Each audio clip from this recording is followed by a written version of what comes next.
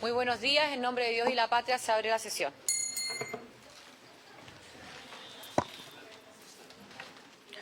Bueno, muy buenos días a la senadora, a los senadores presentes, al ministro, al subsecretario, a la secretaría, a cada uno de los asesores y asesoras que se encuentran en la sala y que también nos pueden estar siguiendo en la transmisión. Estamos convocados para comenzar a conocer y a estudiar el proyecto de ley que modifica diversos cuerpos legales para fortalecer la protección de determinados antecedentes en un proceso penal y tipificar su divulgación indebida.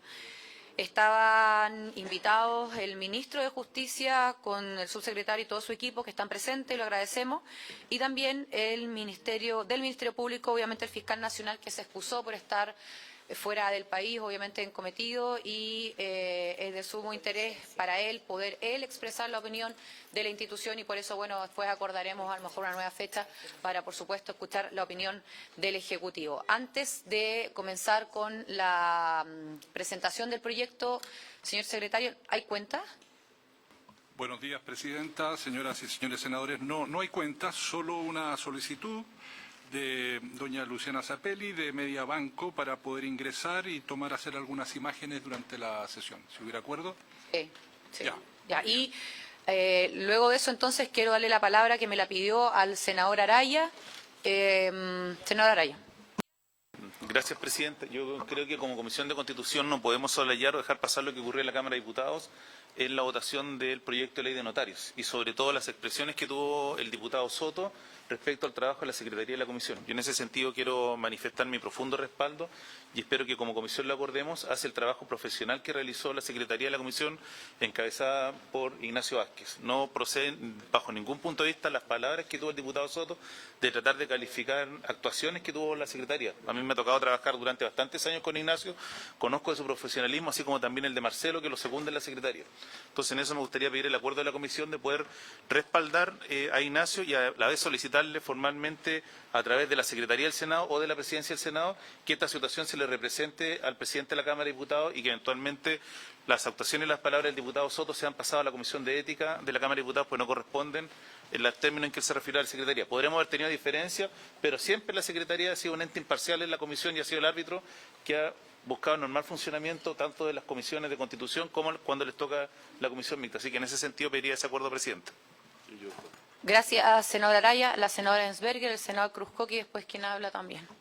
Gracias, presidenta. Yo comparto todas y cada una de las expresiones del senador Araya, el respaldo irrestricto a la Secretaría de la Comisión, de esta comisión, tanto a Ignacio Vázquez como a Rodrigo Pineda. Creo que son un ejemplo en materia de secretaría y no solamente rechazar las palabras del diputado Soto, sino que a mí me parece también, presidenta, que la Secretaría General de la Cámara no actuó según corresponde. Si ellos tenían alguna duda respecto al informe de la Comisión, bueno, debería haberse consultado, pero ellos no pueden modificar unilateralmente un informe de la mixta sin que estén todos los participantes. Me parece que es de la mayor gravedad lo que pasó con la votación del informe de notarios, presidenta. Gracias. Gracias, senadora. Senador Cruzcoque. Sí, presidenta, a mí también yo quiero hacerme parte de lo que se ha señalado, respaldar también al secretario de la comisión. Creo que si hay una comisión en donde los secretarios tratan de ser absolutamente imparciales y apegados a norma y a derecho, es esta comisión, es una comisión particularmente seria en esa materia. Me llama también la atención que aquello que acá hay un reglamento, una forma de tramitación y de formación de la ley que es muy clara. Entonces yo realmente lo que no logro comprender es por qué justamente además en un proyecto que despierta todo tipo de sospechas ante la ciudadanía respecto de que acá se pudiese estar defendiendo algún tipo de interés, justamente a través de una argucia reglamentaria, se cambia la votación ni más ni menos que de una comisión mixta que agrupa senadores y diputados. Entonces en una Cámara se permite, además con la anuencia de la Secretaría, lo cual también me sorprende mucho, se permite cambiar aquello que acordó esta comisión mixta. Entonces sí, a mí me tiene absolutamente sorprendido Me parece además que nos señala a nosotros como parte también de la comisión mixta casi en una cierta complicidad con respecto a la defensa de algún interés que la verdad que no ha sido otro, sino que tratar de mejorar el sistema notarial y registral en todas las materias que nosotros hemos visto acá. Y me parece que el diputado Soto debiese pedir disculpas o dar algún tipo de explicación. A mí me sorprende, y me sorprende además de él, porque yo fui compañero de él en la Comisión de Constitución durante 4 años en la legislatura anterior. Entonces, me gustaría tener claridad respecto de por qué ocurrió esto y además cómo lo vamos a solucionar. Me parece que, no sé si hay antecedentes previos de que asuntos de esta índole hayan ocurrido. Pero manifestar mi absoluta sorpresa con el asunto y además mi repudio respecto de lo que se señaló en las intervenciones de cómo obró esta mixta. Gracias, presidente. Gracias, senador. Ok, a ver, yo quiero tomar la palabra, no solamente estar de acuerdo con cada una de las intervenciones de ustedes, de los senadores de la Comisión de Constitución, evidentemente respaldar el trabajo que hizo la Secretaría en la preparación del informe y el envío de este a la Cámara. Quiero contar que al momento de revisar el informe, obviamente que la propuesta fue para poder recoger el espíritu del legislador, la reacción que se llevó y que recogiera a su vez el que se llevaran a cabo 2 votaciones, por decirlo de alguna manera, en estos 2 temas. Y aquí quiero recalcar este punto.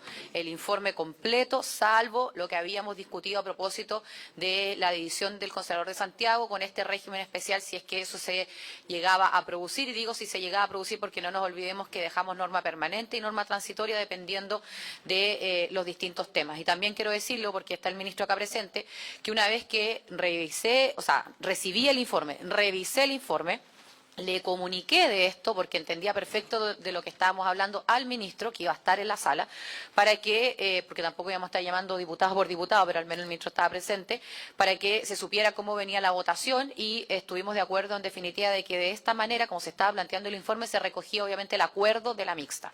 Dicho eso, ya es de público conocimiento lo que pasó en la Cámara, pero evidentemente me quiero detener en los dichos del diputado Soto con el que hablé, lo llamé, para decirle no solamente que no correspondía el procedimiento, porque efectivamente, como me parece dijo la senadora Ensberger, puede siempre haber un error, da lo mismo, de redacción, de formulación del informe, que eventualmente alguien crea que efectivamente no se está recogiendo en un 100% lo que se acuerde, pero lo que corresponde y se ha hecho en otras ocasiones es que las secretarías se contactan, obviamente la Cámara, si es que de la Cámara se está produciendo la votación al Senado y eso se corrige de buena fe y se recoge, insisto, lo acordado a la mixta. Eso hoy día no pasó. Me imagino que el año electoral anima estos ánimos, pero creo que la gravedad de haber acusado que el informe poco menos se modificó, voy a ocupar la misma palabra del diputado, que de manera irregular, para no sinceramente ocupar otro término, me parece que al menos requiere de una intervención del diputado y, como dice el senador Araya, si es la Comisión de Ética de la Cámara la que lo vea, creo que la situación es tan compleja que la acusación, digamos, o la opinión, que perfectamente es una instancia para que allí se revisen sus dichos. Dicho eso, nosotros, venía de la reunión de comité, quedó para el miércoles la votación del informe, entonces lo que les quiero pedir, y a propósito que está el ministro, es que al final de esta comisión podamos quedarnos los 5 senadores junto al Ejecutivo, en su calidad obviamente colegislador, para poder conversar del tema y tomar una decisión. Muchas gracias. Señor secretario, entonces partimos con la discusión de este proyecto, boletín 17484-11. Gracias, señora presidenta. Como bien señalaba usted, corresponde comenzar el estudio de la moción presentada por los integrantes de esta comisión que modifica diversos cuerpos legales para fortalecer la protección de determinados antecedentes de un proceso penal y tipificar su divulgación indebida. Su objetivo general es fortalecer la integridad, la transparencia y la eficacia del sistema de persecución penal, protegiendo el derecho a la intimidad y privacidad de los intervinientes a través del establecimiento de medidas para resguardar la información y diligencias de la carpeta investigativa, evitando su instrumentalización y garantizando el pleno respeto de los derechos fundamentales. En los antecedentes de esta iniciativa se recuerda que la reforma procesal penal implementada a partir del año 2000 implicó una transformación muy relevante del sistema de enjuiciamiento criminal, transitando desde un modelo inquisitivo caracterizado básicamente por el secreto sumarial hacia un sistema adversarial con una marcada preponderancia del principio de transparencia. Mediante estos cambios se buscó fortalecer las garantías del imputado, permitiendo a la defensa un acceso temprano y amplio a los antecedentes de la investigación con el propósito de subsanar una histórica asimetría de información en los procesos penales. Seguidamente, en los antecedentes de esta moción, se explica que recientes causas penales de alta cobertura mediática, como el caso Audios, el caso Monsalve, la reciente filtración de chat entre la exalcaldesa de Santiago, Iracy Hasler, y la diputada Carol Cariola, en el marco de la investigación por el denominado caso Sierra Bella, muestra una tensión entre el derecho a la intimidad y privacidad de los intervinientes y la libertad de información, transparencia y publicidad del proceso penal. Se agrega que para enfrentar esta tensión es necesario establecer límites claros y efectivos a la divulgación de información sensible durante las investigaciones penales. Se añaden en estos antecedentes que una manifestación extrema de lo anterior es la filtración selectiva de antecedentes personales, lo que responde en muchos casos a intereses particulares ajenos a la justicia y que termina afectando la presunción de inocencia, vulnerando la intimidad de las víctimas, testigos e imputados y comprometiendo el éxito de investigaciones penales. En este contexto, agregan, la confidencialidad durante la etapa de investigación y la determinación de cargo es una herramienta clave para evitar juicios paralelos en los medios de comunicación, así como para impedir la autotutela entre las partes o presiones indebidas sobre fiscales, jueces y demás operadores del sistema. Seguidamente, se insiste en que la filtración de información investigativa vulnera principios básicos del debido proceso y el derecho de defensa y debilita la confianza pública en las instituciones. Señalan que si bien la publicidad de las audiencias y el acceso de la prensa a causas relevantes permite mantener los niveles indispensables de transparencia, esta puede y debe ser compatible con la protección de los objetivos ya señalados. A continuación, se menciona que el artículo 182 del Código Procesal Penal, disposición que garantiza el secreto de la investigación respecto de terceros ajenos del proceso, ha resultado ineficaz dado que no impone sanciones adecuadas y efectivas asociadas a su contravención. Para corregir esta situación, se connota que este proyecto propone una serie de medidas orientadas a erradicar conductas que deterioran la legitimidad del sistema judicial. Se busca fortalecer los mecanismos de control y sanción frente a actuaciones negligentes o dolosas y establecer límites más definidos a la publicidad del proceso. Luego se precisa que este proyecto tiene, entre otras fuentes, algunas de las propuestas de modificación legislativa presentadas por el Fiscal Nacional al Ministerio de Justicia con fecha 31 de enero del 2025. En este sentido, indican que esta iniciativa busca cerrar un vacío legal y contribuir al fortalecimiento institucional y a la calidad democrática del sistema de justicia. Seguidamente, en los fundamentos de esta iniciativa se hace alusión a determinada normativa comparada. Así se citan normas de la Ley de Enjuiciamiento Criminal española, del Código de Procedimiento Penal francés y también se cita algún tipo de jurisprudencia que se ha producido en Europa a partir de dictámenes del Tribunal Europeo de Derechos Humanos, como el conocido caso Vendat contra Suiza del año 2016. Asimismo mencionan que existe una recomendación sobre cooperación internacional de OCDE que establece que los países deben contar con sistemas adecuados de sanción por violación de confidencialidad. Finalmente, en la moción, los autores de ella se refieren a los objetivos específicos del proyecto. Señora Presidenta, la Secretaría ha elaborado un texto comparado que contiene las disposiciones de este proyecto de ley. La primera parte son modificaciones al Código Procesal Penal, la segunda parte modificaciones también al Código Penal. Esos textos están incorporados en el documento comparado que ha preparado la Secretaría. Presidenta, quiero hacer presente también que el senador señor don Pedro Araya ha preparado una presentación que va a detallar más en extenso las características de cada uno de las enmiendas de tipo legal que se introducen y que yo simplemente he mencionado de manera general. Se les va a repartir ahora el PowerPoint, presidente. Muchas gracias, señor secretario. Efectivamente, el senador Araya es autor del proyecto. Somos coautores todos los senadores de la comisión que hemos obviamente concurrido con nuestra firma, con nuestra aceptación, así que le doy la palabra al senador Araya para que pueda presentar su exposición. Gracias, presidenta. Bueno, la relación del secretario me ahorró una parte importante de la intervención, así que vamos a tratar de ser lo más sintético posible. Pero sí destacar que uno de los pilares fundamentales del actual proceso penal fue avanzar de un modelo inquisitivo que estaba marcado por el secretismo de la investigación. Todos nos acordamos que existía lo que se denominaba el secreto del sumario, que podía durar una eternidad, y que lo público en la investigación era cuando se pasaba ya más bien al plenario, que era donde se dan a conocer los cargos que se le formulaban a la persona, y en la práctica era llevado en lo que hoy día sería el proceso penal a juicio. Entonces, el nuevo sistema procesal penal partió de la base de cambiar esta situación y transformarlo en un modelo adversarial con principio de transparencia.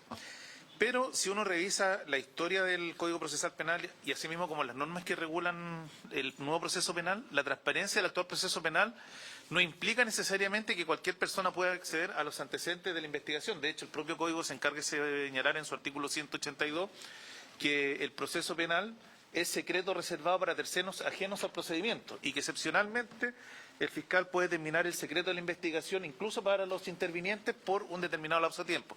Entonces, si uno lo mira, la estructura del Código Procesal Penal mantiene la lógica de que el proceso es secreto para terceros ajenos y se vuelve público cada vez que se producen las audiencias, en la medida que esa audiencia en un juzgado de garantía o en el tribunal de juicio oral no sea declarada secreta. Entonces, en ese sentido, la filtración es que es un problema que probablemente viene desde los orígenes de la reforma, se transforma en un problema en el proceso penal.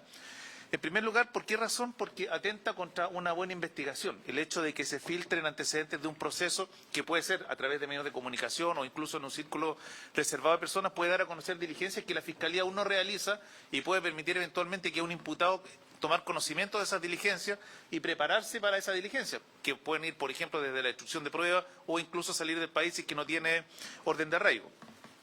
Asimismo, también las filtraciones se ha demostrado que pueden vulnerar el principio de inocencia. Hemos visto y existen varias personas que han sido condenadas públicamente por los medios de comunicación, incluso por redes sociales, personas que después, al término del juicio, terminan siendo declaradas inocentes y la prensa y las redes sociales no se encargan ni siquiera en lo breve de reconocer la inocencia de esa persona. Entonces, hay también una clara vulneración al principio de inocencia con las filtraciones. Otro problema que se ha detectado es que no existen sanciones que desincentiven las filtraciones. A lo anterior también hay que agregar, y esto probablemente lo conversaremos con el fiscal cuando vengan unas sesiones a exponer sobre este tema, que las investigaciones por las denuncias que existen por delito de filtraciones o, en este caso, técnicamente violación del secreto, en la práctica han tenido un nulo resultado positivo. Yo creo que si uno le pregunta al fiscal cuántas denuncias hay por violación de secreto y cuántos funcionarios públicos han sido condenados, probablemente nos va a decir que ninguno o un escaso margen. Y lo último que a mí no me parece más complejo es que no hay filtraciones desinteresadas. Toda filtración persigue un objetivo. Entonces, en ese sentido, no podemos permitir que las filtraciones se empiecen a instalar como parte de una instrumentalización del proceso penal. Estas filtraciones pueden tener, por ejemplo, por fines de tipo político, de tipo empresarial o de otra índole, que no necesariamente guardan relación con lo que uno busca con el proceso penal, que es la administración de justicia y que efectivamente se determine la existencia de un delito y la participación de esas personas. En base a eso, el proyecto se regula en base a 4 ejes. El primer eje es regular quién puede ser querellante. El segundo eje es ampliar el secreto de la investigación para ciertas piezas. Un tercer eje dice relación con la creación de lo que se denomina el anexo separado y reservado de actuaciones sin interés investigativo. Y un cuarto eje, nuevas sanciones penales por las filtraciones. El primer eje, regular quién puede ser querellante. Bueno, hay que recordar que la regla general del Código Procesal Penal establece que puede ser querellante la víctima, el ofendido con el delito, su representante legal o su heredero testamentario. Y excepcionalmente el Código Procesal Penal se puso en una situación particular de permitir que cualquier persona que tuviera domicilio en la provincia se pudiera querellar respecto de cierto tipo de delitos que cometieran funcionarios públicos, como son los delitos terroristas o los delitos que tengan relación o guarden relación con la propiedad pública o con los derechos garantizados para la persona en la Constitución. Y en la práctica, ¿qué es lo que ha ocurrido? Que no es un tema de hoy día, sino que viene ocurriendo hace bastante tiempo, que tenemos una verdadera industria de personas que, frente a determinados delitos, se presentan como querellantes con el simple objeto de tener acceso a la carpeta investigativa y nunca, cuando uno revisa lo que ha pasado, nunca hacen una diligencia, incluso ni siquiera muchas veces participan en las distintas audiencias, sino que lo hacen con el mero objeto de poder tener el material que hay en esa investigación.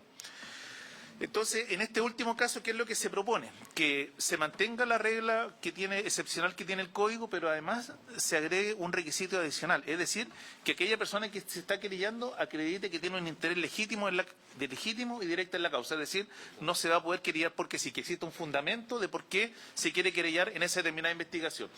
Porque cuando uno mira cuando uno mira quién puede filtrar, probablemente la mayor cantidad de filtraciones se produce cuando los querellantes particulares tienen acceso a la investigación, porque ahí en el fondo se pierde la huella, la trazabilidad que puede existir respecto a determinada carpeta o determinada pieza de la investigación. Entonces, permitiendo que pueda existir la norma que hoy día excepcional que contempla el Código, se le agrega un requisito adicional, que se acredite un interés legítimo y directo, de forma tal de poder sacar a estos querellantes que lo único que buscan es tener acceso a la carpeta informativa.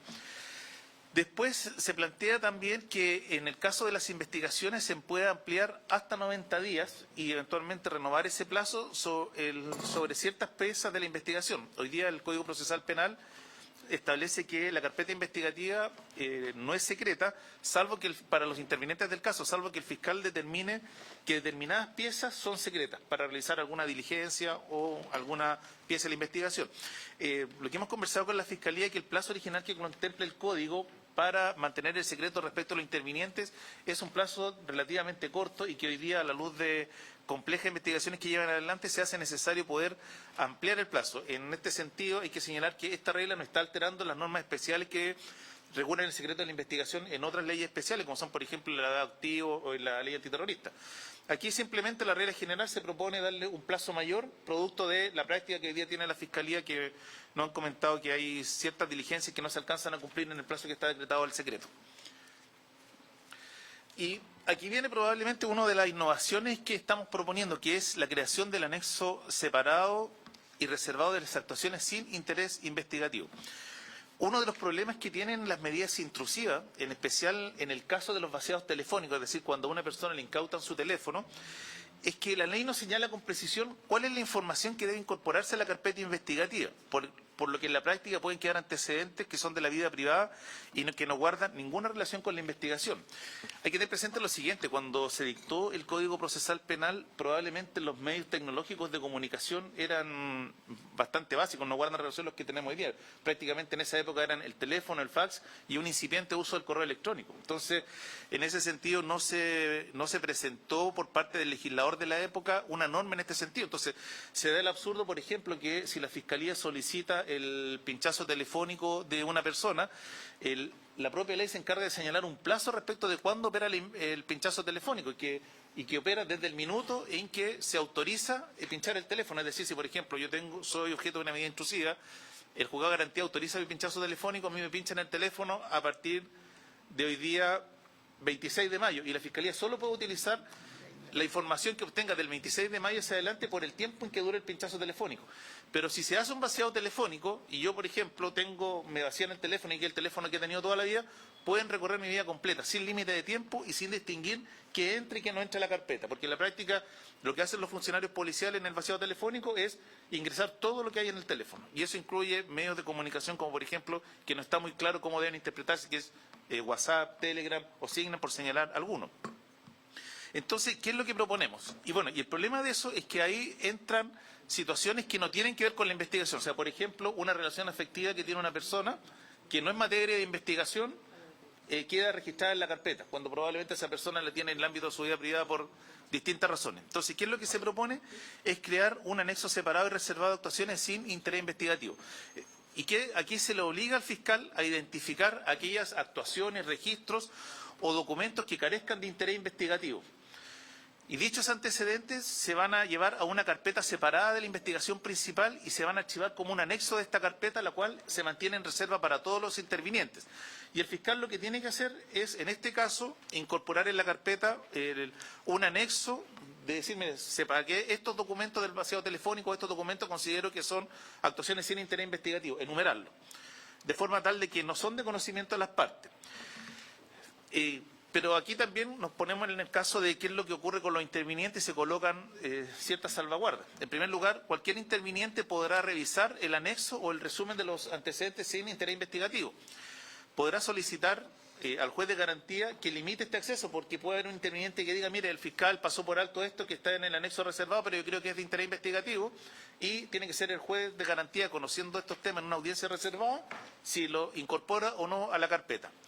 Y asimismo también está el derecho de los intervinientes de solicitar que algo que fue a la carpeta investigativa vaya directamente a esta carpeta separada por precisar que no tiene interés investigativo, como consecuencia de lo anterior no debiera estar en la carpeta principal. Y como señalaba, siempre se deja que el árbitro de esta situación sea el juez de garantía, que va a conocer de estos antecedentes y las solicitudes de las partes, que se va a hacer como corresponde en audiencia bilateral y en una audiencia reservada, porque el objetivo de esto es justamente guardar o resguardar la privacidad de las personas. El último punto tiene que ver con nuevas sanciones penales a las filtraciones. Nosotros hoy día tenemos un problema en la regulación de lo que es las sanciones a las filtraciones. Cuando uno revisa la norma del artículo 182, el problema que tiene el artículo 182 del Código Procesal Penal, que consagra el secreto reserva de la investigación, es que no trae aparejada sanción alguna. Y como consecuencia de lo anterior, esto hay que llevarlo a las normas generales. El problema que se ha suscitado ahí es que al regularlo en forma general, el Código Penal sanciona en el 246 y 247, si no me falla la memoria, lo que se llama la violación de secreto. Y se ha producido una larga discusión porque la violación de secreto, dada la redacción que tiene el Código Penal, solo la pueden cometer los funcionarios públicos. Entonces se presenta el caso, por ejemplo, que el que está filtrando puede ser un abogado que no está sujeto a la violación de secreto.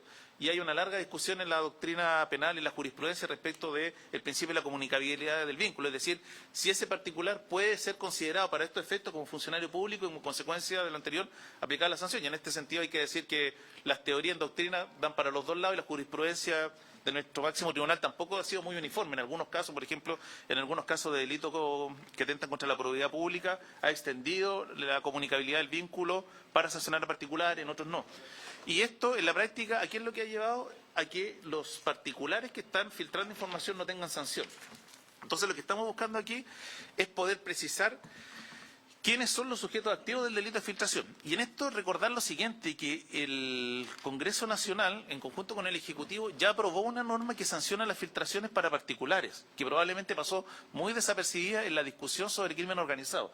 En las nuevas técnicas de investigación se modificó el 226J del Código Procesal Penal, donde se estableció una sanción para la filtración de investigaciones de crimen organizado, donde ahí no se distingue si son particulares o funcionarios públicos. Esa norma, hasta donde sé, todavía no ha sido aplicada, pero sin perjuicio de lo anterior, estamos proponiendo una precisión de texto para dejar en claro que también ahí incluye a los particulares la sanción. Hoy día la redacción actual dice que cualquier persona que filtre investigación, 226J actualmente vigente del Código Procesal Penal. Claro, esta es una norma que se aprobó con ocasión de las nuevas técnicas de investigación de crimen organizado. Entonces, eso hoy día está vigente y la norma del 226J va a sancionar a un particular que filtre información respecto de una investigación sobre crimen organizado. Y ahí no se distingue si es periodista, si es abogado, si es un ciudadano que va pasando, sino la norma se encargó de señalar que cualquier persona, nosotros solo hacemos en este artículo una precisión de texto. Y después, el segundo paquete tiene que ver con regular de mejor manera la filtración como delito en el Código Penal. En este sentido se propone una primera modificación que sancionar que a cualquier persona que teniendo acceso a un proceso penal en cualquier calidad de entrega o informe indebidamente piezas o antecedentes relativos a la investigación sea sancionado con reclusión menor en cualquier de sus grados o con una multa de 50 a 500 unidades tributarias mensuales. En segundo lugar, también se propone una nueva modificación para que el que difunda o divulgue indebidamente piezas o antecedentes de la investigación penal se sancione con reclusión menor en su grado medio multa o multa de 100 a 500 UTM. Si sobre la información difundida se hubiera declarado la reserva, la sanción se podrá elevar incluso a reclusión menor en su grado máximo o multa de 150 a 600 UTM. Después se propone una figura especial respecto del fiscal, el defensor penal o cualquier funcionario público. En este caso está pensando en la policía o un funcionario público que intervenga como perito en la causa, de forma tal de establecer una sanción en el caso que, teniendo conocimiento del proceso penal, entregue, informe, difunda o divulga los antecedentes relativos a la investigación de una causa, sancionarlo con pena de reclusión menor en cualquiera de su grado y multa de 50 a 500 UTM.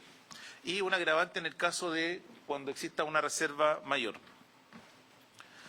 Entonces, lo que se propone aquí es efectivamente una nueva regulación y regular precisamente lo que es el delito de las filtraciones con penas específicas respecto de particulares y con penas específicas respecto de funcionarios públicos como son fiscales, eventualmente defensor penal público, policías y también respecto de los intervinientes.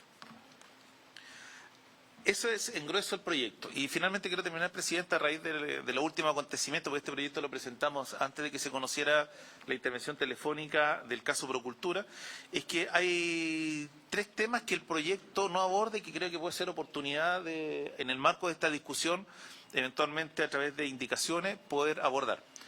En primer tema es que, siendo el Ministerio Público el encargado de la persecución penal, debiera existir un mecanismo que garantice una adecuada investigación cuando los sujetos investigados podrían ser fiscales o propios funcionarios de la institución. Porque claro, acá se da la paradoja que si la filtración se produce por un fiscal, es la propia fiscalía lo que tiene que investigar. O sea, y de hecho, yo lo comentaba y se lo vamos a preguntar al fiscal nacional en su exposición, cuántas personas han sido condenadas por las denuncias que se han hecho por violación de secreto en el marco de filtraciones de causas penales. Yo tiendo a pensar que es 0 o es un número muy menor respecto a la cantidad de denuncias que se han hecho.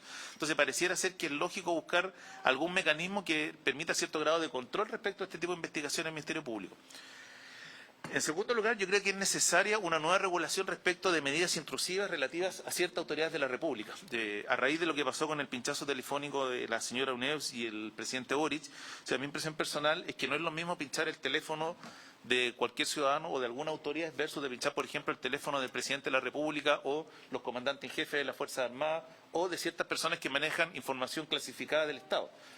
Tiendo a pensar que esto debiera tener un procedimiento especial, que probablemente el que debiera autorizar no debiera ser el juez de garantía, sino debiera utilizarse un mecanismo similar al que está en la ley de inteligencia, aplicando el fuero, que fuera o el ministro o un ministro de Corte de Apelaciones designado, pero con conocimiento además del fiscal nacional.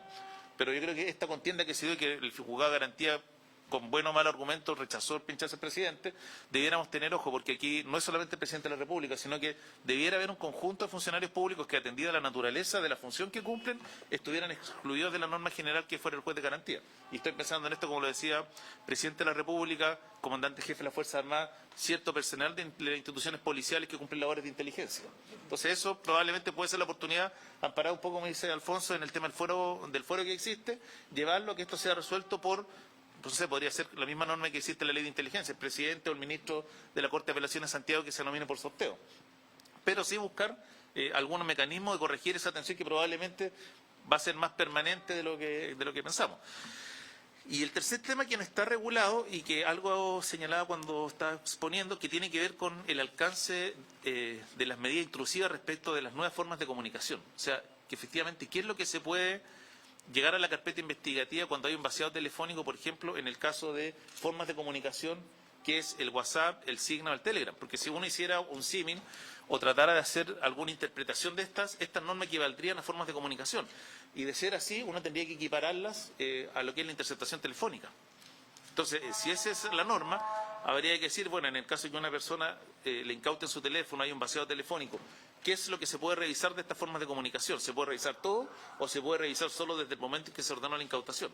Sí, probablemente sería interesante también tratar de abordar alguna forma de resguardo respecto de qué es lo que se puede revisar o no en las incautaciones telefónicas, porque esto hoy día está en un vacío. Yo no desconozco mi detalle, pero tiendo a pensar que la Fiscalía debe asimilar el WhatsApp a lo que se denominan los archivos, y como los archivos tienen una regulación que está, por decirlo así, bastante en el limbo respecto de qué es lo que se revisa y que no, cuando se incautan este tipo de aparatos tecnológicos, queda como en el limbo. No desconozco si alguien hoy día ha hecho cuestión de esto en algún juicio, pero probablemente va a empezar a ser materia de discusión, porque estas hoy día son las nuevas formas de comunicación que a la época de la dictación del Código Procesal Penal no estaban presentes, y debemos probablemente actualizar el código con el objeto, por un lado, de resguardar la calidad de la investigación, resguardar que en este minuto, si alguien va a cuestionar este tipo de pruebas, tengan un cierto respaldo legal a fin de poder evitar nulidades que puedan haber en la investigación y al final del día terminar frustrando investigaciones que tenga el Ministerio Público.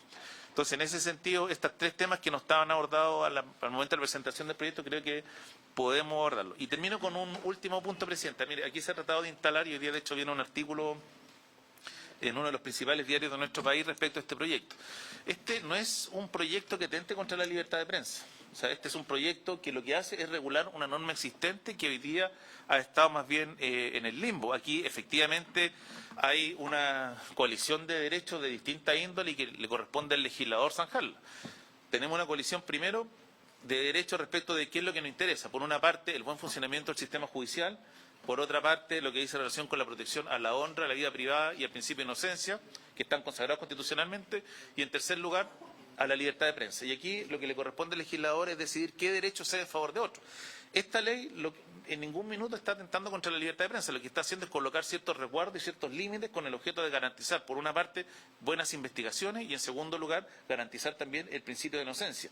Aquí no se está prohibiendo, bajo ningún punto de vista, que la prensa no puede informar sobre los procesos penales.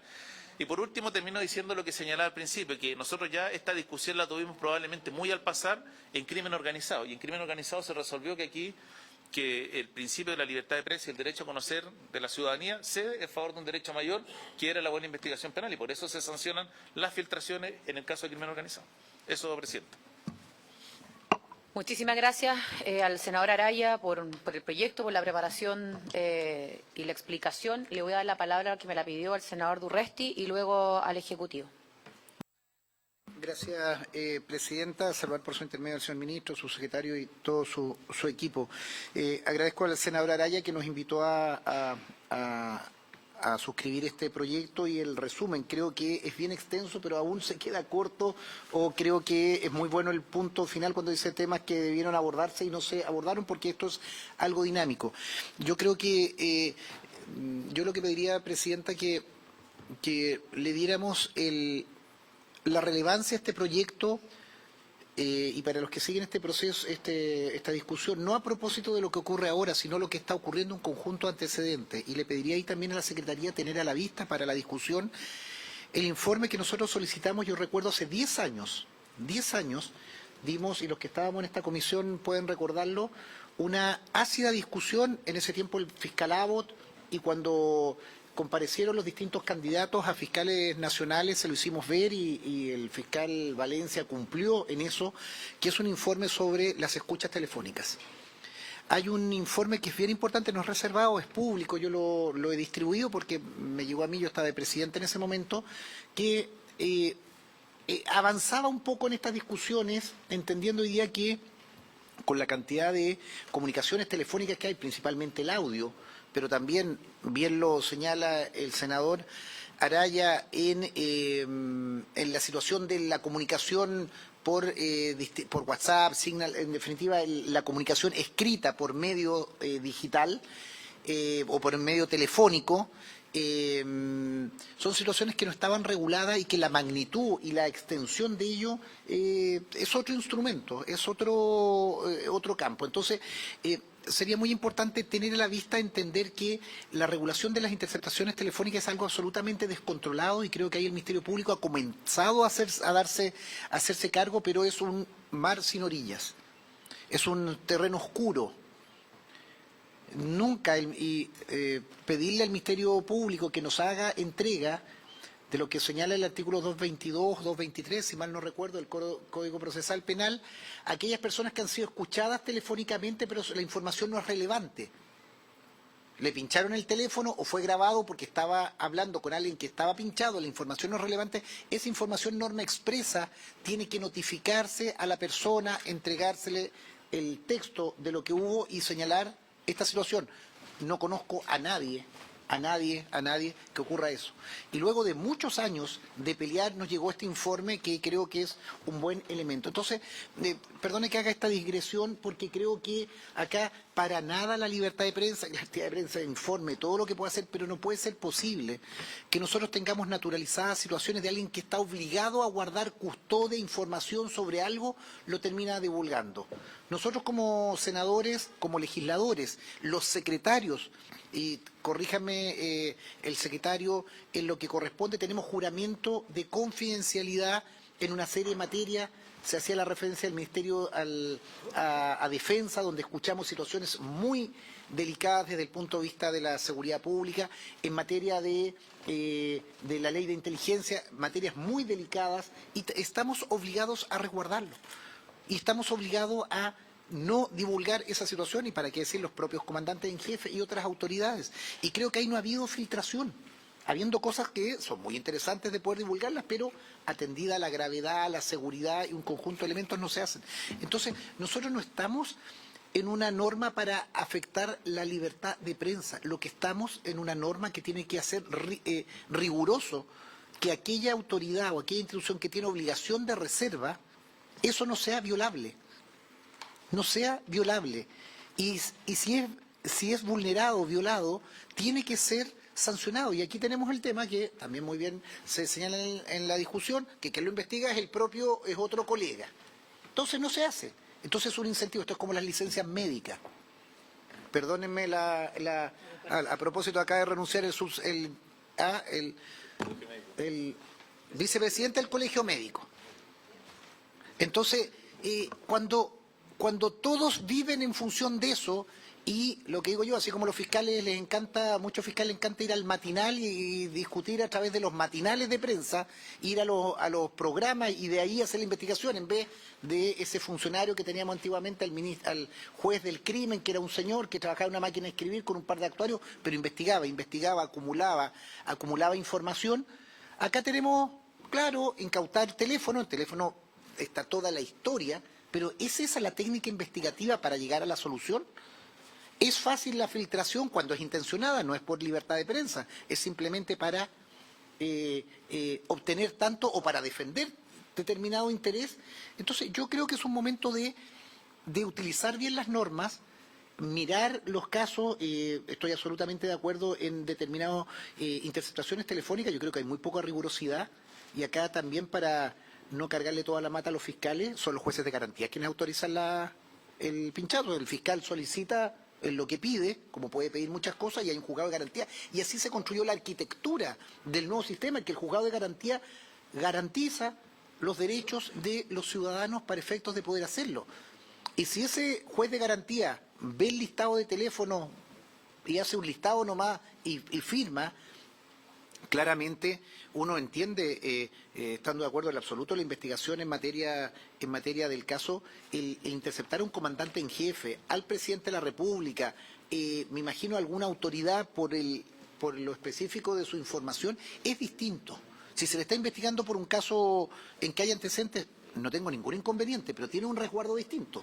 Y más aún, el historial y la información, lo que se llama la información residual. Así habla la norma del 223, si mal no recuerdo, en el Código 223-224 del Código Procesal Penal. Entonces, Presidenta, me parece muy bien el espacio. Yo creo que es importante que el Ejecutivo nos colabore en esto. Ojalá tengamos también la ayuda del Ministerio Público en lo que corresponde, poder generar una buena discusión, pero aquí tenemos un tema puntual que es la irresponsabilidad de quienes tienen el deber de custodia y se filtra y hay una absoluta impunidad.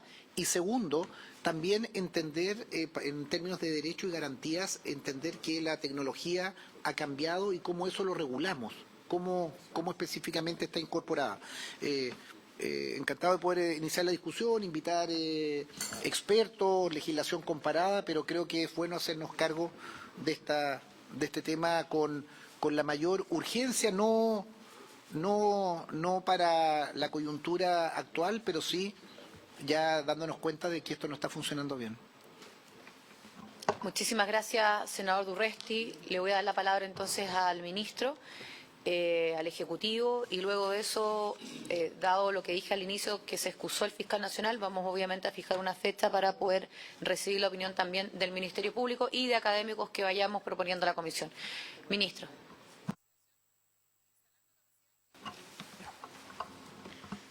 Bueno, muchas gracias, Presidenta, por su intermedio. Saludar a usted, a la senadora y a los senadores que se encuentran presentes. Nosotros compartimos bastante tanto de las cosas que señaló el senador Araya en su exposición, como de las que acaba de señalar el senador Durresti. Y también la idea matriz del proyecto nos parece una idea matriz que va encaminada a resolver situaciones que hoy son graves. Lo primero es que cuáles son los problemas que tienen las filtraciones para el sistema procesal penal, y uno diría para el sistema de justicia. El senador Araya en su exposición señaló 4 grandes problemas. 1, que atenta contra una buena investigación. 2, que puede vulnerar el principio de inocencia.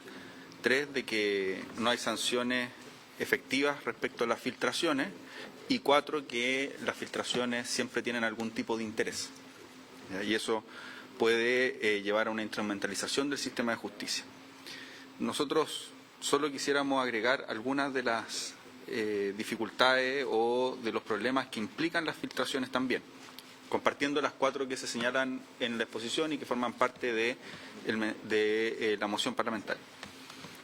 Primero es que las filtraciones ponen en riesgo la investigación penal. Quizás está en la idea de una buena investigación, pero ponen en riesgo la investigación penal porque precisamente ocurren filtraciones en investigaciones penales que se han declarado reservadas para el éxito de la investigación. Entonces se han declarado reservadas o secretas con el objetivo de que cualquier antecedente que se sepa de esa investigación puede poner en riesgo la investigación en sí misma. Entonces nos parece que eso es algo relevante que hay que incorporar dentro de el problema que genera la filtración. Lo segundo es que, como toda filtración tiene un origen en algún funcionario público, en el sentido de, o en la gran mayoría, porque las filtraciones pueden originarse del Ministerio Público, se pueden originar de los tribunales de justicia, se pueden originar de las policías que también tienen acceso a las carpetas investigativas, por regla general, y se pueden originar también de algún defensor penal público, genera una duda con el funcionamiento del sistema de justicia que es muy complejo y pone en tela de juicio las responsabilidades que tienen aquellos que están participando de algo tan relevante como es el sistema de justicia penal. Y lo tercero es que afectan a terceros que no forman parte del proceso penal. Muchas veces las filtraciones también tienen ese efecto y eso es un grave atentado contra la intimidad o la honra o eventualmente otros aspectos de la personalidad de las personas a las cuales se filtran antecedentes personales. Dicho eso, y en esto lo compartimos también como Ejecutivo y lo hemos señalado públicamente, que las filtraciones no se pueden naturalizar. Creemos que el sistema procesal penal y el sistema de justicia penal tienen que buscar no solo los responsables de las filtraciones, sino que también tienen que tomar medidas para que estas no ocurran. En ese plano, Presidenta, el 3 de diciembre del año pasado el Fiscal Nacional nos emitió un oficio al Ministerio de Justicia. Me lo envió a mí en mi calidad de ministro, pero de coordinador del sistema o de presidente de la Comisión Coordinadora del Sistema de Justicia Penal, con medidas que son de carácter administrativo que está tomando la Fiscalía Nacional, como también propuestas legislativas. Lo digo esto porque el día 23 de diciembre se realizó una sesión extraordinaria en la Comisión Coordinadora del Sistema de Justicia Penal. La Comisión Coordinadora del Sistema de Justicia Penal, como ustedes saben, está creada por la ley que estableció la reforma procesal penal y tiene una regularidad permanente. Esta sesión se hizo extraordinaria porque ya se había realizado la sesión del mes de noviembre, son bimensuales, entonces la próxima era en enero y la idea era abordar este tema complejo con mayor celeridad. Participó de esa sesión extraordinaria el Fiscal Nacional, el Presidente de la Corte Suprema, Carabineros de Chile, Policía de Investigaciones, Gendarmería y los servicios que forman parte del sistema de justicia, que forman parte también de la Comisión Coordinadora. Se tomó como acuerdo la creación de la subcomisión de reserva de la información que pudiera emitir un informe en el más breve plazo posible y recoger también las prácticas administrativas que están tomando las distintas instituciones que forman parte del sistema de justicia penal para evitar las filtraciones. Nosotros tenemos sesión este día jueves 29, donde la subcomisión va a presentar el informe final de la subcomisión a la Comisión Coordinadora del Sistema de Justicia Penal. Creo que va a ser un importante insumo para la discusión de este proyecto nosotros vamos a plantear que los resultados de ese informe los pueda conocer, por cierto, son públicos, quedan en el acta y todo, pero que se le envíen directamente a la Comisión para abordar esto. ¿Y por qué es relevante? Porque todas las instituciones, como les decía, están tomando medidas de carácter administrativo, entonces hay que ver si esas son suficientes, si esas medidas evitan efectivamente que se produzcan las filtraciones. y además las instituciones, en razón de las propuestas del Ministerio Público, evacuaron sus informes y la subcomisión consolidó esto en el informe que iba a entregar el día jueves. ¿Ya? Y eso es importante porque tenemos la opinión de la Corte Suprema respecto a las propuestas legislativas del Ministerio Público, tenemos la opinión de la Defensoría Penal Pública respecto a las propuestas del Ministerio Público, de las policías, por cierto también del Ministerio de Justicia, y en ese sentido uno tiene las distintas visiones que hay en juego en los actores que forman parte del sistema. Entonces, Presidenta, nosotros le vamos a pedir a la Comisión que eso lo hagamos llegar a la brevedad para el debate de este proyecto. Dicho eso, si me lo permite, le podemos dar la palabra a Sofía Wilson, que es profesional de la División Jurídica, porque hicimos un informe respecto a este proyecto detallado en cada una de las propuestas, para que pase a dar cuenta de ese informe. Pero quiero reiterar que para nosotros como Ministerio es una preocupación este tema. Nos parece que es un tema que no podemos normalizar, que genera todos estos efectos nocivos en la investigación penal, y las modificaciones legales que se hagan tienen que equilibrar adecuadamente los distintos principios constitucionales que aquí están en juego, es decir, garantizar una buena investigación penal, garantizar el derecho a la debida defensa, garantizar también la transparencia del sistema de justicia penal, garantizar la libertad de expresión, y en ese marco es la opinión que tiene el Ministerio de Justicia al respecto.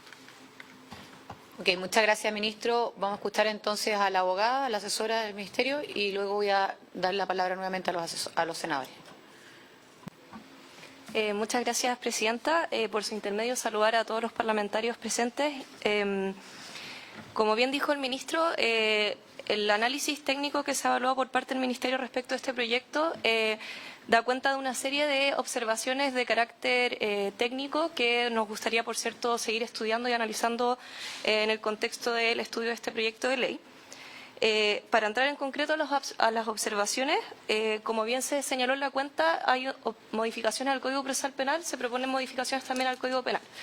En cuanto a las modificaciones al Código Procesal Penal, en primer término, respecto a la modificación al artículo 111 del Código Procesal Penal, efectivamente ha existido casos donde la utilización de esta herramienta de legitimación activa permite una proliferación de querellantes que pueden tener distintos intereses por los cuales intervienen en una determinada causa. Acá, compartiendo la preocupación de los senadores, nos gustaría analizar y en el fondo estudiar sobre si la forma de regularlo es a través del concepto de interés legítimo y directo. ¿Por qué?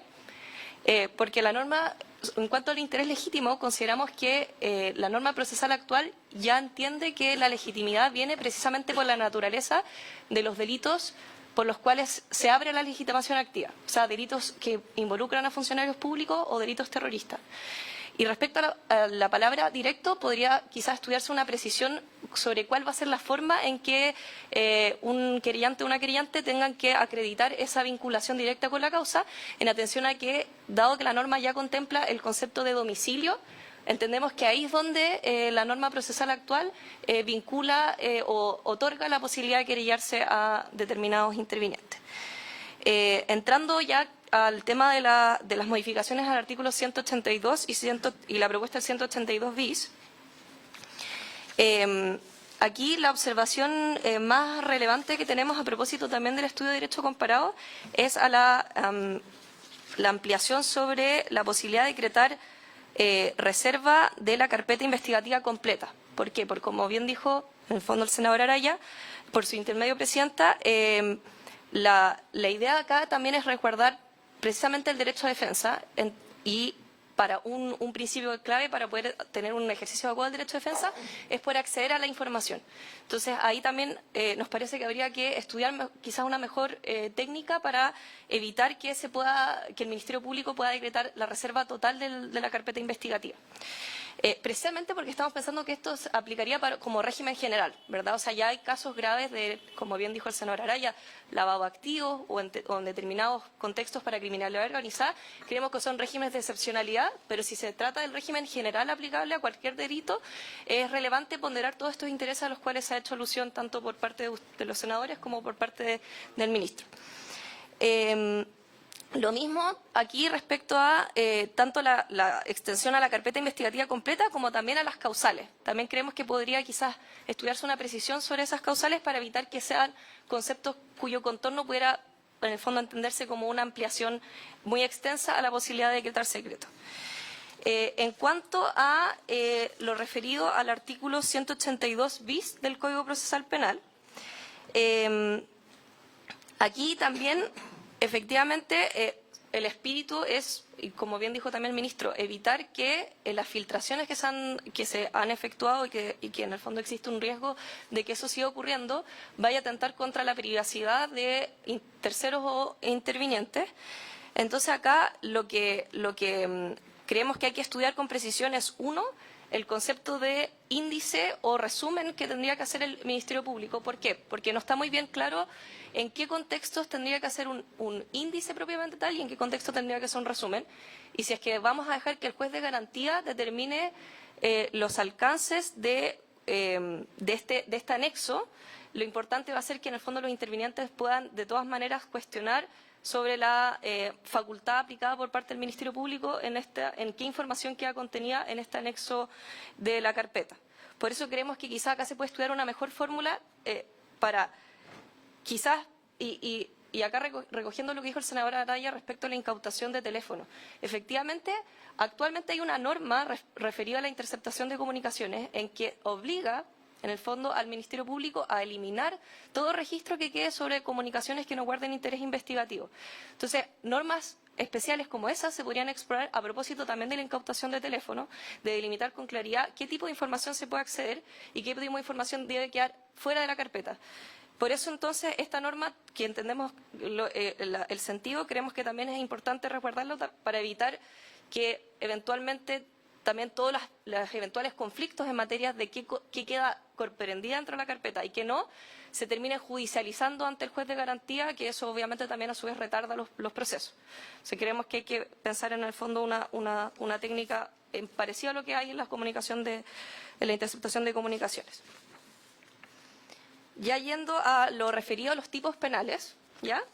Como bien se señala en el proyecto de ley, por un lado está acá. Como Ministerio hemos evaluado que efectivamente hay una oportunidad bien relevante para hacer un estudio acuicioso sobre una nueva regulación total en materia de vulneración de secretos. ¿Por qué? Porque efectivamente hay mucha dispersión normativa.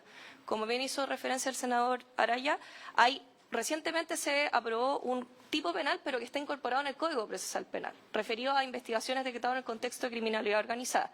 Pero a su vez hay una proliferación de otros tipos penales, el lavado de activos, en la ley de la Comisión de Mercado Financiero, en la ley de inteligencia, etcétera, en la ley de drogas. Hay mucha proliferación normativa en materia de tipos penales.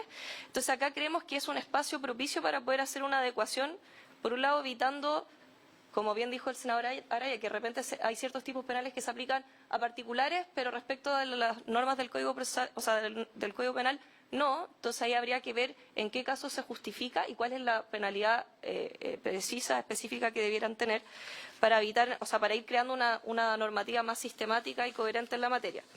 De ahí tenemos ciertas precisiones a nivel o observaciones técnicas que, por cierto, se pueden seguir siendo materia de estudio, pero en particular creemos que respecto al artículo 246 ter se podría explorar la idea de incluir acá en ese mismo tipo penal, dado que es un tipo penal incorporado en el Código Penal, la posibilidad de extenderlo a otro tipo de particulares, no solamente a funcionarios públicos, y quizás también evaluar la incorporación del artículo 226J en su inciso final, también trasladarlo a la regulación del Código Penal para evitar tener, insistimos, la proliferación o la dispersión normativa que existe actualmente en materia de vulneración de secretos.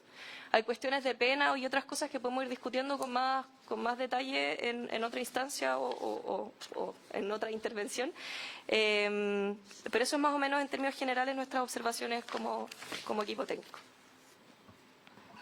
Muchísimas gracias a la abogada, ministro. ¿No? Ok, voy a dar la palabra al senador Araya y luego voy a comentar algo también. Gracias, presidente. Bueno, agradecer la exposición del ministro y el asesor bueno, yo creo que tenemos coincidencia de propósito. Lo que se señala el asesor es absolutamente todo es discutible. Yo siempre lo digo en mi intervención, cuando el legislador fija plazos, son absolutamente arbitrarios. Pueden ser 90, 100, 120.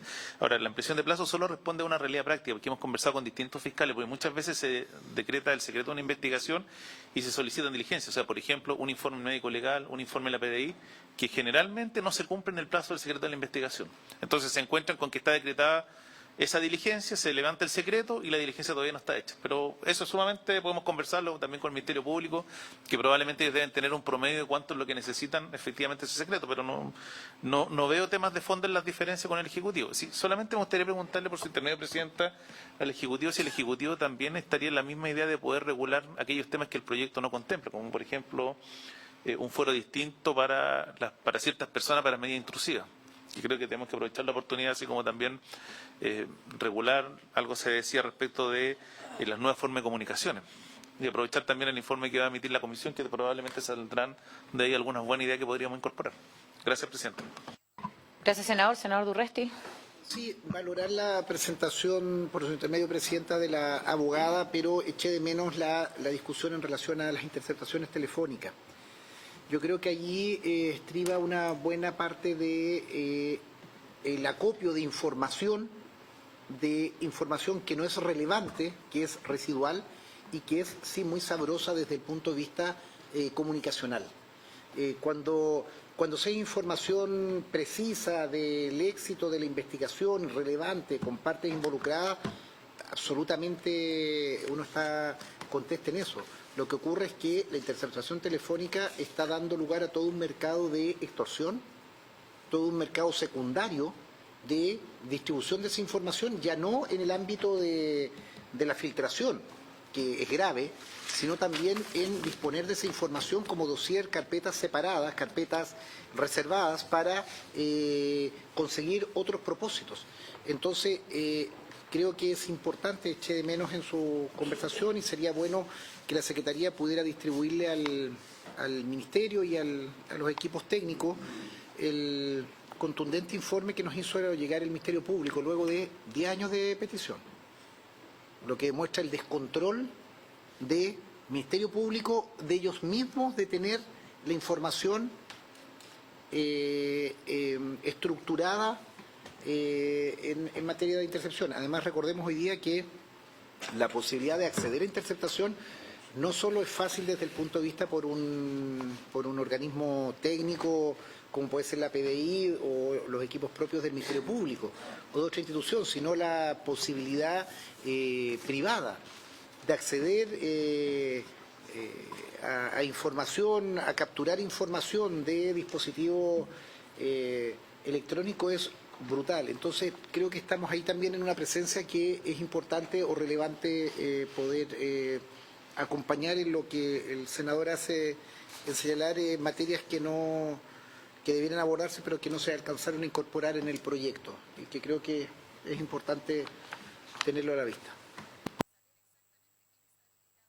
No, solo solicitar por su intermedio al Ejecutivo si tiene una minuta respecto de lo expuesto, para poder cotejarlo con el proyecto. Nada, y señalar respecto, hoy día sale una nota en el diario donde efectivamente se contraponen el secreto de la investigación, que es natural y que debiese existir, y que obviamente ya está vulnerado en muchos casos con información privada, que no debiese ser filtrada, pero evidentemente acá la ley y el cambio de la ley permitió que personas pudiesen tener acceso a la carpeta investigativa con el solo fin finalmente de hacerse de información relevante para aquellos fines que ellos estimaran conveniente y pertinente. Yo parto de la base que las filtraciones no son necesariamente un soporte de la libertad de expresión, sino que en general apuntan a algún interés, ya sea de la defensa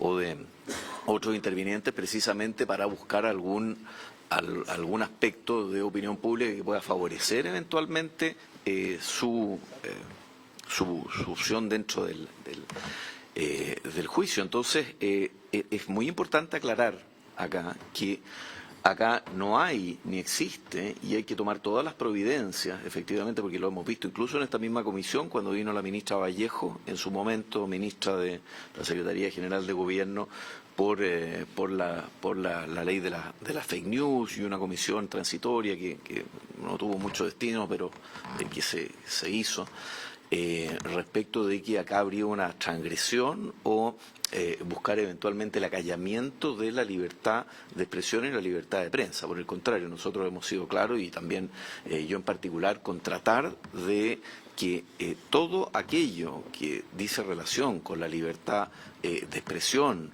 con la prensa libre, que está muy amenazada en Latinoamérica particularmente, no se vea obstaculizado por algún tipo de legislación que pretenda su acallamiento. Y en eso yo creo que también tenemos que tenerlo claro. Acá lo que se busca es que nadie tome ventaja de un proceso que debe estar regulado, del que algunos se han aprovechado, del que algunos han hecho incluso una especie de mercado, y que yo creo que hay que, como sucede y como está señalado expresamente también en la moción, como hay evidencia comparada en distintas partes, y efectivamente vamos a requerir ir perfeccionando cada una de las normas para que aquello que nosotros queremos evitar, que es precisamente es evitar que se vean vulneradas las garantías de aquellas personas que están imputadas en los procesos, puedan efectivamente verse protegidas y no vulnerar algo tan relevante precisamente como la libertad de expresión, la libertad de prensa, y menos el acceso que pueda tener la opinión pública a antecedentes que el proceso regladamente debe permitirle en el momento que el proceso lo establece. Pero lo que tenemos hoy día es finalmente, como se señalaba acá, un festival de opiniones que finalmente se hacen de manera interesada, de manera dirigida, para obtener algún beneficio, y que evidentemente también transgrede las garantías que tienen aquellas personas que forman parte del proceso, y que me parece que también hay que proteger. Gracias, presidente. Gracias, senador. Ministro, yo quiero dos cuestiones. Perdón, senador Pascual. Sí, gracias, presidenta. Solo por su intermedio, digamos, plantear dos cosas y una consulta o una inquietud, digamos, a que pudiera resolver en algún otro momento también el Ejecutivo, por su intermedio. Lo primero es que comparto plenamente que efectivamente los ámbitos de mejora legislativa en esta materia no pueden en ningún caso terminar siendo un cercenamiento, digamos, de la prensa o de la libertad también y el derecho a la información que tiene la ciudadanía. Yo creo que eso es lo primero. Lo segundo es que, si bien pareciera que es de más alto interés, y quiero también despejarlo, al menos de parte de mis ideas, de mis identidades políticas, pareciera que lo que más causa revuelo en este minuto con respecto a las filtraciones son casos que pudieran verse vinculados a personeros o personeras políticas. Pero yo quiero decir que a nosotros nos debiera preocupar muchísimo el ámbito de las filtraciones en las investigaciones penales, porque son un espacio donde se nos puede meter la corrupción y el peligro de investigaciones no llevadas a cabo con organizaciones criminales, con organizaciones terroristas, etcétera. Entonces, quiero decir que a veces pareciera que es como muy mediático lo otro que son, y puede ser muy inferior en cantidad, cuantitativamente hablando, al peligro real que tenemos en estos otros ámbitos, lo cual no significa que no se investigue también las causas cuando hay personeros políticos. Quiero que quede muy claro, pero quiero decir lo que a mí me preocupa por literalmente los hoyos, las grietas, digamos, del sistema que pueden permitir una falta de credibilidad en la institucionalidad, medidas que permitan que la corrupción, que la compra de funcionarios públicos, que el cohecho, etcétera, etcétera, permita, digamos, no llevar a cabo la institucionalidad. Y finalmente, por su intermedio, presidenta, el Ejecutivo, no está el fiscal tampoco nacional acá, digamos, también me hubiera gustado consultarlo a él, pero obviamente cuando venga lo podemos hacer. plantear es que cuando discutimos fortalecimiento del Ministerio Público, al menos a mí me parecía que no quedó muy bien, encontraba que era como débil la figura del oficial de cumplimiento, a propósito de las situaciones de investigaciones internas y demás. No sé si hay alguna posibilidad en esa materia, a propósito de lo que decía el ministro, de que se va a entregar de que se están haciendo medidas en las distintas instituciones que pertenecen a este comité coordinador del sistema de justicia penal, si no recuerdo mal el nombre, o algo así era, eso, la comisión, perdón, coordinadora, cómo también generamos medidas de control externo de las propias instituciones cuando ocurren situaciones con esos propios funcionarios. Quiero decirlo porque a mí me parece también importante dar una señal. Yo no veo bien que ningún poder, que tenemos separación de poderes del Estado, esté todo el rato mirando al otro para pedir destituciones o para pedir que cambien a esto o que saquen. Yo creo que si tenemos los controles externos en las propias institucionalidades, pudieran funcionar de esa mejor manera. Y siento que no quedó en extremo resuelto eso en la ley de fortalecimiento del Ministerio Público. En mi inquietud puede ser que esté totalmente resuelto, por eso lo estoy haciendo como pregunta. Gracias, senadora. Yo solo reiterar que me parece importante, aprovechando la instancia, los temas que no están en el proyecto, pero que podrían abordarse, ministro. Yo creo que eso es vital, tener una opinión del Ejecutivo. Y respecto a lo que hizo ver la abogada, evidentemente va a ser parte de la discusión. Hay cuestiones que en realidad son bien de forma, así que me imagino que en eso no vamos a tener ningún problema. Y, por supuesto, a propósito de lo que usted decía en su intervención, el informe, las conclusiones que hagan llegar desde el Consejo, hacerlas llegar sin perjuicio de que si en ese informe está la opinión, por ejemplo, de la Defensoría, bueno, y eventualmente sea necesaria la opinión del Defensor Público, también, por supuesto, lo vamos a convocar. Así que, ministro, a propósito de las consultas, y obviamente si quiere decir algo más en la palabra. Muchas gracias, presidenta. Voy a ir respondiendo las distintas consultas que se nos realizaron en orden. Lo primero, respecto a la consulta que hace el senador Araya en relación a los nuevos temas. Bueno, primero, si debiera existir un mecanismo que garantice una adecuada investigación cuando los sujetos investigados puedan ser fiscales o funcionarios de la institución. Yo creo que es un tema no podría decir interesante. Habría que revisar si las actuales normas son insuficientes efectivamente o hay un problema más de que no se están aplicando como se deberían aplicar. También puede ser. Y ahí creo que no somos nosotros como Ejecutivo los llamados a dar cuenta de si el hecho de que exista una filtración, por ejemplo, en las policías o en el Ministerio Público, y esa filtración hay formas de llevar adelante las investigaciones para que esas filtraciones se esclarezcan, si hubo o no hay o no algún involucrado de esas instituciones, si se está haciendo lo que se debería hacer y con qué grado de celeridad, oportunidad y rigurosidad. Entonces, yo creo que lo principal acá es saber la dimensión del problema, saber lo que se ha hecho para eventualmente tomar alguna medida que sea adicional a las que ya tiene nuestra legislación. Luego, respecto a la necesidad de una regulación en cuanto a distintas autoridades de la República, primero, el Código Procesal Penal actual tiene medidas para resguardar información y también resguardar la información que contienen las instituciones. No lo tienen respecto a las autoridades, sino que las instituciones. Y así está en el artículo 19 y en el artículo 209 del Código Procesal Penal. Reitero, no se resguarda a la autoridad, sino que se resguarda a la institución. Y ahí, en el caso de que la información que tiene la institución pueda afectar la seguridad nacional, se pide el requisito extra de que esta autorización la dé la Corte Suprema. Lo que tendríamos que revisar, y esto lo digo porque son cuestiones que aparecen ahora en la exposición, no las teníamos en el proyecto mismo, es si eso es suficiente nuevamente o no. A nuestro juicio, la forma en que el Código Procesal Penal aborda esto protege los intereses de las instituciones de la República. ¿Ya? Y por ende uno podría incorporar ahí a sus autoridades, por cierto. ¿Ya? Ahora hay que ver si es suficiente o no. De nuevo, creo que es un tema abierto. Y en cuanto a las medidas intrusivas respecto a nuevas formas de comunicación, también, insisto, en lo que ya he señalado, creo que es un tema también abierto, porque efectivamente el Código Procesal Penal, cuando estableció las medidas intrusivas, por ejemplo, la interceptación telefónica, no existían los medios de comunicación que hay hoy, y hay que ver si esas medidas intrusivas son suficientes o no para resguardar también lo que hay que resguardar cuando se interfiere las comunicaciones.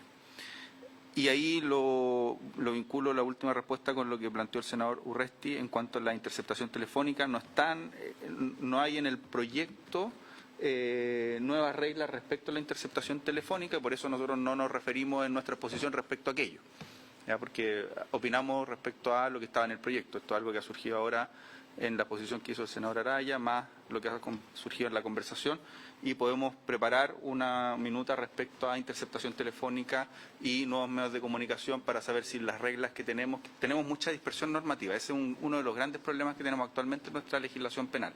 Y creo que y esto se lo planteo, Presidenta, creo que algo relevante que está en la minuta que presentamos, que dijo Sofía, es que podamos tratar de resolver los problemas de dispersión normativa a raíz también de este tipo de proyectos, ¿ya? Porque la dispersión normativa nos genera distintos tipos de dificultades, no los voy a detallar ahora, pero entre otras muchas veces sobreregulamos cuestiones que nos pueden servir con regulación más general. Respecto a la más bien opinión del senador Cruzcoque, que nosotros estamos completamente de acuerdo, y una de las cuestiones que estamos bien preocupados respecto a regular este tipo de materias. ¿Cómo podemos regular esto?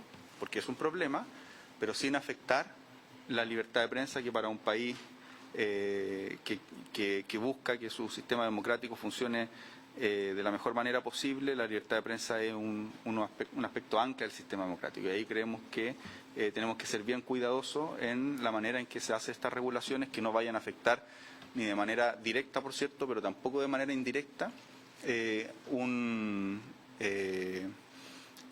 principio del funcionamiento de los sistemas democráticos, que es la libertad de expresión y la libertad de prensa en términos generales. Entonces creo que ahí, y de hecho muchas sociedades han preferido tener los problemas de este tipo en vez de afectar la libertad de prensa, porque ahí cuando uno afecta la libertad de prensa de una u otra manera también pone en juego el sistema democrático en sí mismo. Entonces creo que ahí también tenemos que ser muy cuidadosos, y por eso la minuta que nosotros hicimos contempla esta perspectiva. Uno entiende, y por eso creo que es relevante el informe de la Comisión Coordinadora, porque el Ministerio Público tiene una misión institucional, tiene una misión constitucional, que es llevar adelante la investigación penal, proteger a las víctimas de los delitos y que esta investigación penal sea objetiva. Pero no tiene, salvo, uno podría decir, el sistema constitucional en su conjunto, que ordena a todas las personas y instituciones resguardar el resto del sistema constitucional, no tiene como objetivo concreto estar preocupado de otros derechos fundamentales o de otras libertades o principios constitucionales. Entonces, por eso es muy importante tener la visión de también el resto de los actores del sistema de justicia penal. Y ahí en la Comisión Coordinadora se reúnen, y por cierto eso no evita invitarlos a que entreguen su opinión de manera separada también. Y en cuanto a la pregunta, la senadora Pascual habló también de la libertad de prensa, coincido y creo que coincidimos en eso también. Y respecto al oficial de cumplimiento lo vamos a revisar, porque ahí también puede haber un espacio en el que se pueda detallar, y además todavía no llegamos a esa parte en el segundo trámite en el que se encuentra el proyecto de fortalecimiento del Ministerio Público. Eso, Presidenta. Gracias, ministro. Para nosotros es de sumo interés seguir discutiendo del proyecto. Por lo tanto, creo que lo que corresponde es que podamos, en la próxima sesión, que sugiero sea el próximo lunes, citar al al fiscal nacional y desde ya poder recibir en la Secretaría los académicos que que pueden estar presentes y ayudarnos con esto. Había un profesor también hoy día, no sé si vieron en la nota, que algunos académicos dieron su opinión desde el punto de vista del tema de la libertad de prensa. Creo que sería bueno recoger ese nombre que apareció en la nota para poder citarlo, y obviamente tanto el Ministerio Público como la Defensoría Pública. Hemos hablado harto del Ministerio, pero creo que el Ministerio Público, la Defensoría. Y en el caso de los profesores, bueno, tuvimos a la vez pasada al profesor, además que es doctor en Derecho Penal, Eduardo Riquelmes, también está Héctor Hernández, Antonio Bascuñán, Juan Ignacio Piña, de los que sugiere la propia Secretaría, y de la biblioteca, o el comparado, ¿no? Sí, claro, pero... Sí, pero yo creo que hay que pedir a la biblioteca, pedirlo desde ya, señor secretario, normas de derecho comparado para que podamos contar con eso también en la discusión. Entonces, ministro, para que a propósito de los otros temas, filtraciones, en fin, el próximo lunes nos gustaría continuar con la tramitación de este proyecto, ¿ok? Entonces, ¿sí, señora? No, por haberse cumplido el objeto de esta sesión, se levanta.